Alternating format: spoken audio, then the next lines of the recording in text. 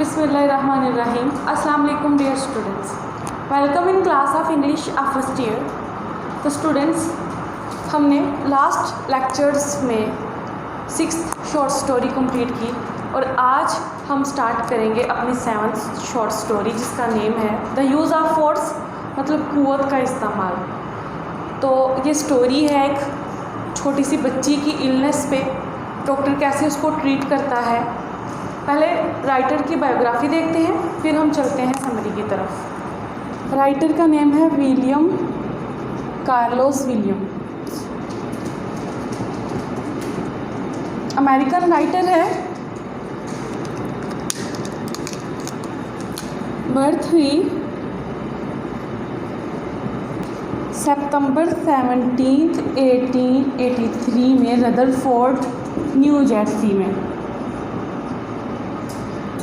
कहाँ पे? New Jersey, state of America.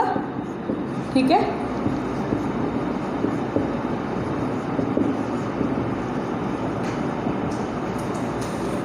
और इसकी डेथ हुई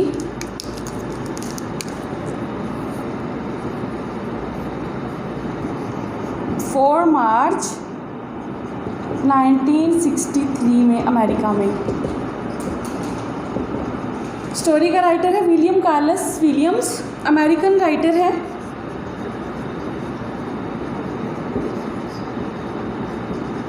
नॉवेलिस्ट है और पोएट है।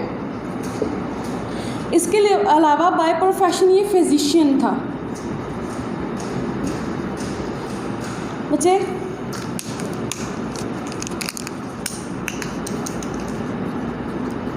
पैसिक जनरल हॉस्पिटल में ये एज अ फिजिशियन जॉब करता था। तो बाय प्रोफेशन हम इसको डॉक्टर कहेंगे।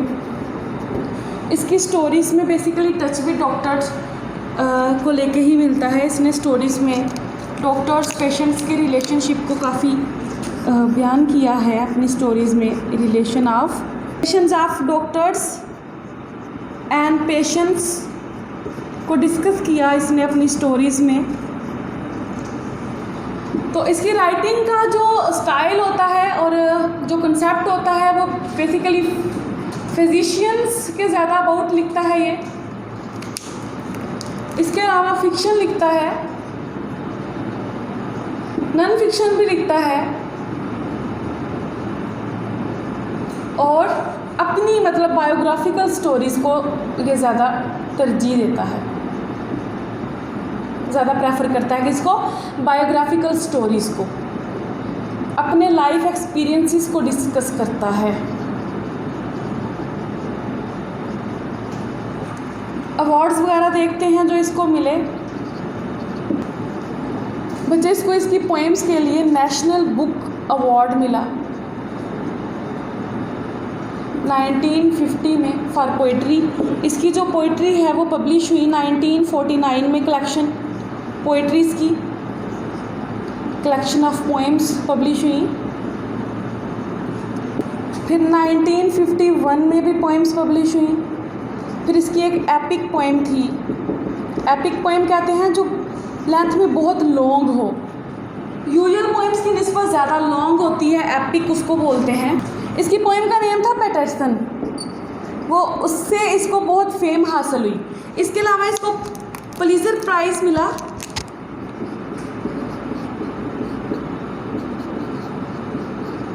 फिर इसको गोल्ड मेडल मिला।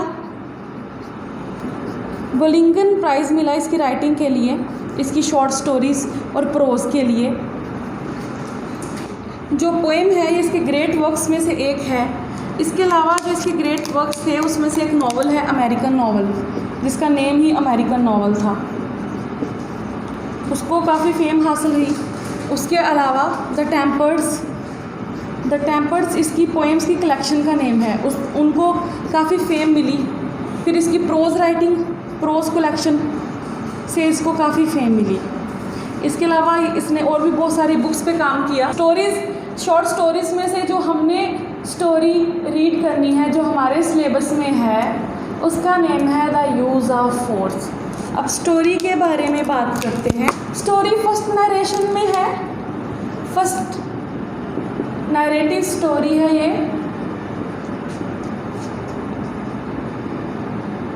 जैसे कि मैंने आपको बताया, हमारा जो राइटर है वो खुद फिजिशियन है,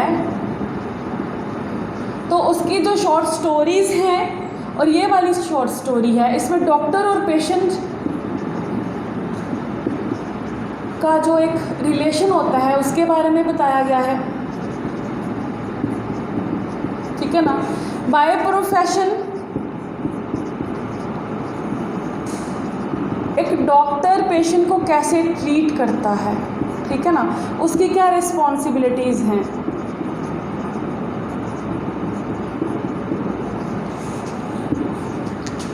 और फर्स्ट नैरेटिव स्टोरी है जिसमें जो हमारा कैरेक्टर है मेन, वो एक डॉक्टर का है जो स्टोरी को नरेट कर रहा है। हम कह सकते हैं कि मे बी ये राइटर का खुद का एक्सपीरियंस हो, या फिर उसने इन्वॉल्व किया खुद को, involve himself to reveal story, अपने थ्रू उसने स्टोरी को रिवील करवाया, ठीक है, क्योंकि वो भी तो डॉक्टर था ना, तो हो सकता है ये उसी का रियल टच हो, उसी का एक्सपीरियंस हो। तो ये स्टोरी है डिप्थेरिया, एक वबा डिप्थेरिया एपिडेमिक जो है वो फैली थी, स्प्रेड हो गई थी अमेरिका में नियर 1946। तो उस एपिडेमिक में बहुत सारे बच्चों की डेथ्स हुई थी। तो ये स्टोरी का जो थीम है वो भी इसी एपिडेमिक पे है, डिप्थेरिया खन्नाक की जो बीमारी है। तो इस स्टोरी का थीम भी इसी पे है। आगे जो मेन स्टोरी का क्रक्स है वो हम इसकी समरी में देखते हैं। तो बच्चों, ये है राइटर की बायोग्राफी, और स्टोरी के बारे में मैंने आपको बताया कि फर्स्ट नैरेटिव स्टोरी है, फर्स्ट नरेशन में है। यहाँ पे आई और माय मी का यूज़ हुआ है। फर्स्ट जो हमारा कैरेक्टर पर्सन है वो स्टोरी को डिस्कस कर रहा है, जो कि एक डॉक्टर है, ठीक है। तो उसके बाद उसका डॉक्टर्स की रिस्पॉन्सिबिलिटीज़, वो ट्रीट कैसे करता है पेशेंट को, ये बताया गया है। तो मे बी ये राइटर का अपना एक एक्सपीरियंस था, या फिर वो ज़्यादा डॉक्टर्स के बारे में ही लिखता है, क्योंकि वो बाय प्रोफेशन खुद राइटर होने के साथ साथ एक डॉक्टर, एक फिजिशियन भी था। तो इसलिए अपनी स्टोरी का कंसेप्ट उसने एक डॉक्टर के तौर पे रखा, एक डॉक्टर से स्टोरी रिवील करवाई है। तो अब हम स्टोरी की समरी देखते हैं। एपिडेमिक जो कि मैंने आपको बताया डिप्थेरिया से रिलेटेड है, उसी को नज़र में रखते हुए ये स्टोरी लिखी गई 1946 में, एक एपिडेमिक अमेरिका में। तो उसको लेके ये स्टोरी डिस्कस की गई है। पहले स्टोरी के कैरेक्टर समरी में हम देखते हैं।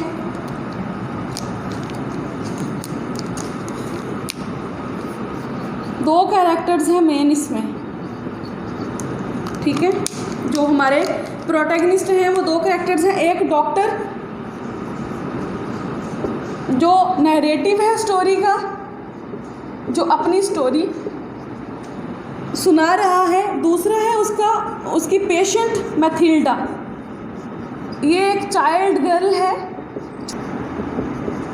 तो इन दोनों के बीच में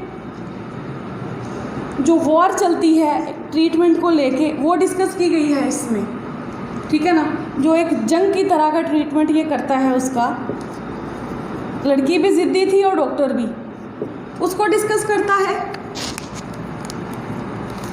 हमारी स्टोरी स्टार्ट होती है डॉक्टर के अराइवल से। डॉक्टर इस लड़की के घर आता है, मैथिल्डा के, जिसको 3 डेज से क्या था बच्चों, फीवर था।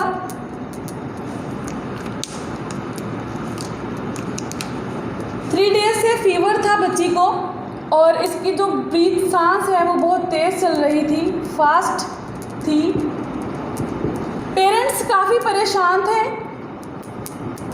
काफ़ी वरीड थे बच्ची की इस कंडीशन को लेके, ठीक है। और फिर यूँ हुआ कि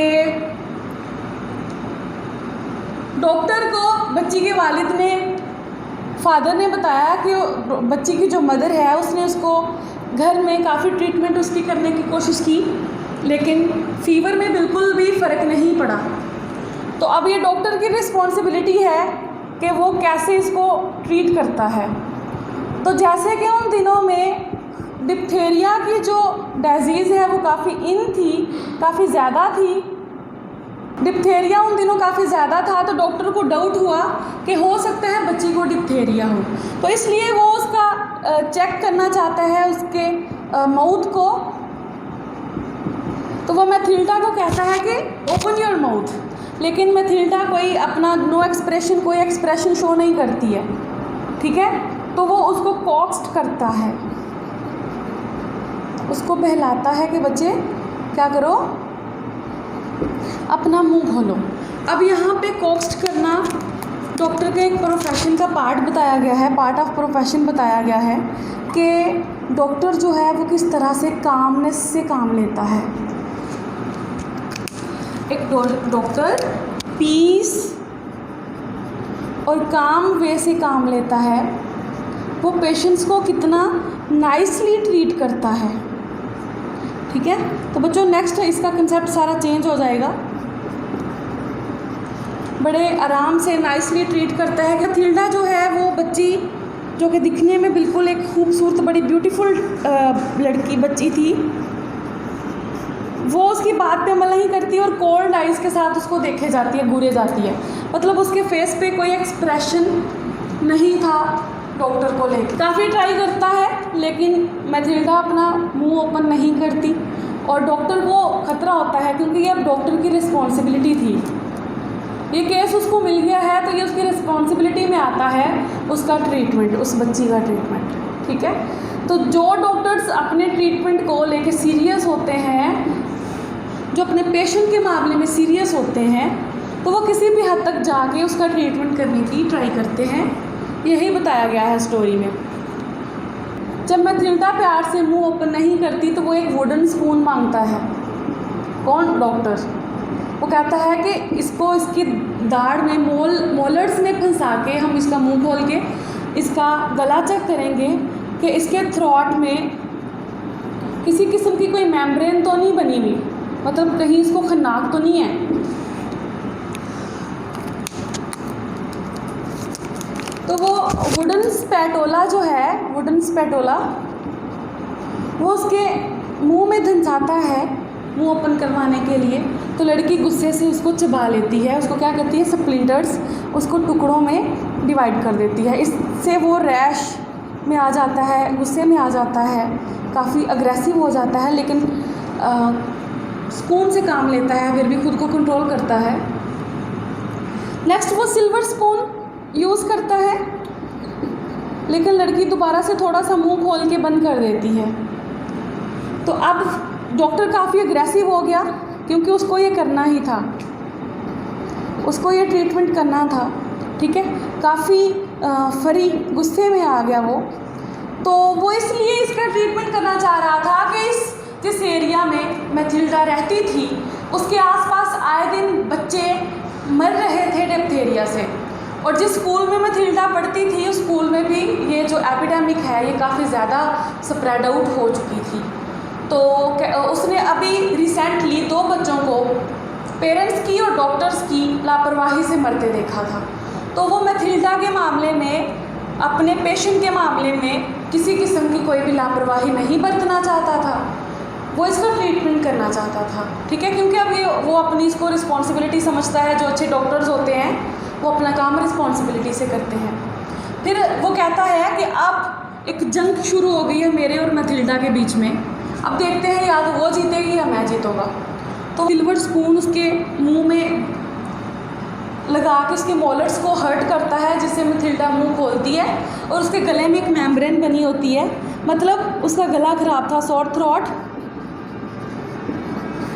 ठीक है ना। उसको भी डिप्थेरिया था और जिसको वो पिछले 3 दिन से अपने घर वालों से छुपा रही थी कि डॉक्टर आएगा, वो इंजेक्शन वगैरह लगाएगा, मेरा ट्रीटमेंट करेगा। तो इस तरह के सारे आउटकम से बचने के लिए मैथिल्डा अपने गले को छुपा रही थी, मुंह नहीं खोल रही थी। अपनी रियलिटी को हाइड कर रही थी, क्योंकि बच्चे इंजेक्शंस और मेडिसिन्स और डॉक्टर्स के पास जाने से डरते हैं, तो इसी डर की वजह से मैथिल्डा भी ऐसा कर रही थी। लेकिन डॉक्टर, जो कि हमारा नैरेटिव है, वो रिस्पॉन्सिबल था अपनी जॉब को लेके, सो उसने जैसे तैसे करके मैथिल्डा का गला चेक किया, दैन उसका ट्रीटमेंट स्टार्ट किया। तो ये है द यूज़ ऑफ फोर्स। यहाँ पे मतलब है कुव्वत का इस्तेमाल, कि जब हम प्यार से कोई बात नहीं मना सकते तो फिर हम वहाँ पे कुव्वत का इस्तेमाल करते हैं। और ये डॉक्टर की रिस्पॉन्सिबिलिटी होती है कि चाहे वो प्यार से ट्रीटमेंट कर ले या फिर पेशेंट अगर डरता है ट्रीटमेंट से तो फिर वो फोर्स का यूज़ करे। और बच्ची जो कि अभी छोटी थी, तो वो अभी जितना मुकाबला कर सकती थी, इवन उसने डॉक्टर पे अटैक किया, अपने क्लॉज अपने हाथों से उसकी ग्लासेस उतार के फेंक दिए, वो झपटी, वो जितना खुद को डिफेंड कर सकती थी उसने किया। लेकिन डॉक्टर, जो प्रोफेशनल डॉक्टर था, उसको हैंडल करना आता था। तो ये थी हमारी स्टोरी की समरी। नेक्स्ट इंशाल्लाह हम ट्रांसलेशन को कैरी करेंगे। तो आज के लिए इतना ही। अल्लाह हाफिज़, टेक केयर।